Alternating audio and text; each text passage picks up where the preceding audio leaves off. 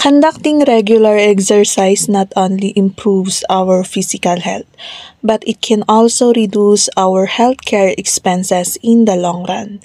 Imbes na pambayad ng ospital o mga gamot, hindi na kasi ilalagay mo na lang sa savings at investment mo. Alam naman natin na mahal po talaga ang ma-ospital ngayon at mga gamot. Kaya nga inumpisan ko na rin mag-invest sa aking health. In the month of November, I started to join Taibu. And since November, hindi na po ako nagkasakit.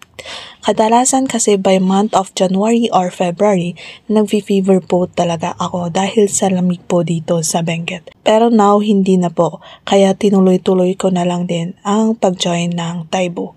So, invest in our health. Health is very important kasi kung sakitin po tayo, hindi po tayo makapagtrabaho.